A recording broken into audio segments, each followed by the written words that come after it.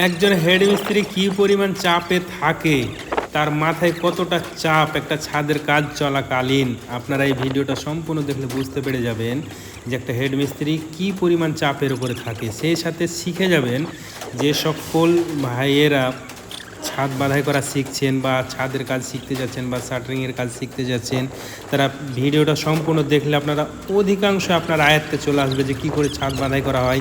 গত একটা ভিডিও দিয়েছিলাম আমরা শুরুর দিকের, আজকের দ্বিতীয় দিন, প্রায় শেষ আমাদের ছাদ বাঁধাই করা। এখন টানা হচ্ছে ক্রান টানার জন্য এই যন্ত্রটা আমরা ব্যবহার করছি। এটা খুব সুন্দর এবং খুব অল্প শক্তি খরচ করে এই ক্রানগুলো টানা যায়। আপনারা দেখতে পাচ্ছেন কত ইজিভাবে আমরা ক্রানগুলো টেনে নিচ্ছি। এখন ক্রানগুলো আশ করে দেবো, হেল্পাররা বাঁধাই করবে, আমরা অন্যদিকে চলে যাব।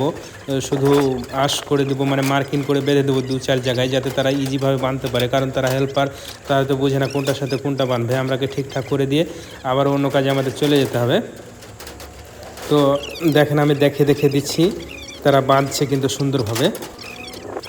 আগামী শুক্রবার এই ছাদটা ঢালাই করব। আপনারা দেখেন কত ঝড়ঝড়ে হয়েছে এবং বাড়ির মহাজন এসেছিলো, ওয়ানার এসেছিলো এবং ছাদটা দেখেও তারা অনেক চয়েস করেছে যে এরকম ছাদ বাঁধাই করা এত সুন্দর, এত সলিড, এত সোজাভাবে ছাদ বাঁধাই করা আমরা আগে কখনো দেখিনি।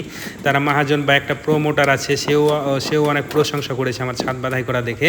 তো মাশাআল্লাহ আমাকেও দেখে অনেক ভালো লাগছে, কারণ অনেক সুন্দর হয়েছে। আর সুন্দর কাজে দেখতে ভালো লাগে। আর আমি বলবো কি যে ভাই, কাজ আপনি যেটুকাই করেন, কাজটা একটু ঝরঝরা করবেন, একটু সুন্দর করার চেষ্টা করবেন। একটু কাজ কম হোক, অসুবিধা নাই, কিন্তু আপনার হাতের কাজ ভালোবেসে সুন্দর করে করবেন, ধীরে ধীরে করবেন, সে ভালো। কিন্তু যখন দিন শেষে আপনার কাজটা খুব সুন্দর হবে, তখন অবশ্যই আপনার কাজের অভাব হবে না, কাজের চাহিদা বাড়বে, অনেকেই বলবে কাজের জন্য। আর আপনার কাজ যদি খারাপ হয়, তাহলে আপনাকে কেউ বলবে না কাজের জন্য।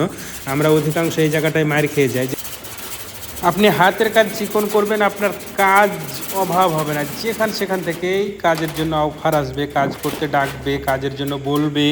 আর আমরা এখানেই মার খেয়ে যাই যে নিজের হাতের কাজ করতে পারি না সুন্দর করে, বা ফিনিশিং টানতে পারি না, বা কাজ জানি না। এই কারণে আমরা আসলে হাতে কাজ পাই না। কিন্তু হাতের কাজ যদি আপনার সুন্দর ফার্স্ট ক্লাস হয়, তাহলে কিন্তু চতুর্দিক থেকে আপনাকে কাজের জন্য বলবে এবং কাজের অভাব হবে না।